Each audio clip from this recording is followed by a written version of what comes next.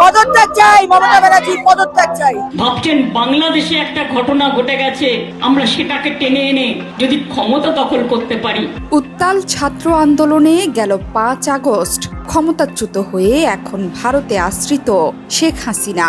সেই ছাত্র আন্দোলনের হাওয়া লেগেছে পশ্চিমবঙ্গেও।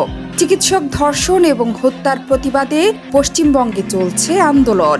বাংলাদেশের মতো করে স্লোগানে স্লোগানে উত্তাল পশ্চিমবঙ্গ। এর জেরে চাপে পড়েছেন ওপার বাংলার মুখ্যমন্ত্রী মমতা ব্যানার্জিও। এমন অবস্থায় প্রশ্ন উঠেছে, মমতা ব্যানার্জি আর কতদিন তার ক্ষমতা ধরে রাখতে পারবেন? তাকে কোথায় দুঃখ জানাবেন, তার শান্তি কামনা করবেন, তার পরিবারকে সমবেদনা জানাবেন, তা না করে সিপিএম বিজেপি আপনারা রাজনীতি করছেন।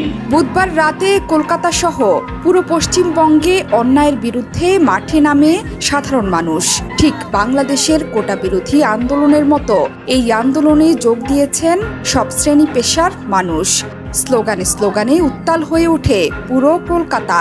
যেখান থেকে ঘটনার সূত্রপাত, সেই আরজিকর হাসপাতালে তৈরি হয় উত্তেজনাকর পরিস্থিতি। পুলিশও যেন মানুষের ক্ষোভ সামাল দিতে ব্যর্থ। সত্যিকারের স্বাধীনতা চাই, সম্মানের সাথে বাঁচতে চাই। মহিলারা কোনো মেটেরিয়ালিস্টিক জিনিস নয়, ভোগ করলাম আর খুন করে দিলাম, এটা চলবে না। বুধবার বেহালায় প্রাক স্বাধীনতা দিবসের অনুষ্ঠানে যোগ দিয়ে ক্ষোভ ছাড়েন মমতা। তার বক্তব্যে আবারও বাংলাদেশ প্রসঙ্গ।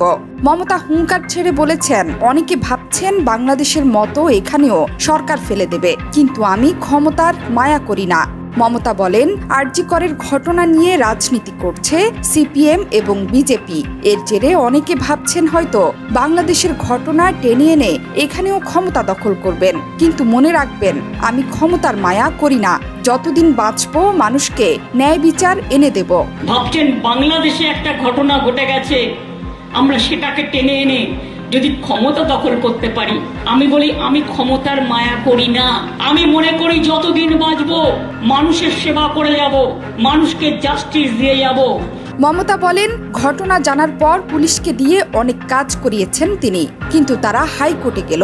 মমতার ভাষ্য, যারা আন্দোলন করছে তাদের অধিকাংশই ছাত্রছাত্রী নয়, রাজনৈতিক দল পরিকল্পিতভাবে করছে এটি।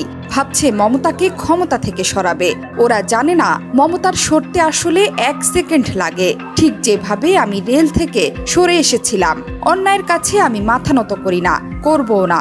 যার জন্যই আমি ফাঁসির দাবি করেছিলাম এবং আমাদের পুলিশদের দিয়ে অনেক কাজ করিয়েছিলাম।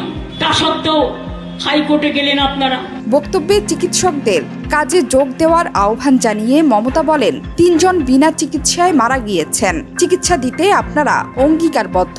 5 দিন হয়ে গেল, পায়ে ধরে বলছি, তাতে যদি চরণ যুগল ভালো থাকে চিকিৎসা করুন। আন্দোলন করেছেন, কেউ আটকায়নি, এবার কাজে নামুন।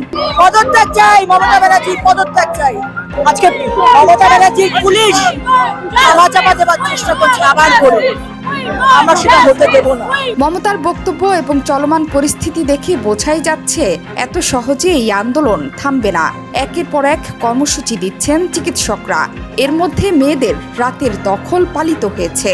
যদিও বসে নেই মুখ্যমন্ত্রীও। 17 আগস্ট থেকে সারা বাংলায় সব ব্লক, সব ওয়ার্ডে 2টা থেকে 4টা পর্যন্ত রাজনৈতিক ষড়যন্ত্র তথা বাম রামের চক্রান্তের বিরুদ্ধে মিছিল ও আন্দোলনে নামবে নেতাকর্মীরা। পরদিন ব্লকে ব্লকে ধর্ণা। 20 আগস্টও পথে নামবে মমতার দল। জোহরা চৌধুরী সেতু, 71।